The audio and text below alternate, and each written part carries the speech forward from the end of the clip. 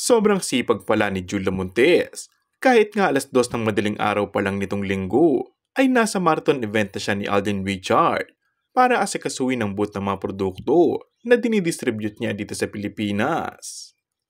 Sabi mismo ng businesswoman philanthropist na si Pinky Tobiano, hanga siya sa kasipagan ni Julia Montes. Of course, alam naman natin na super rich si Julia at ang karelasyon niyang si Coco Martin. Pero yun nga, talagang ang aga niyang gumigising kapag may mga event na may booth ang produktong dinidistribute niya dito sa atin. Say nga ni Pinky, she's a great CEO. Mana nga talaga umano si Julia sa kasipagan ni Coco pagdating sa negosyo. Si Coco kasi, hindi lang movie TV production ng business, may mga produkto rin siya na ibinibenta.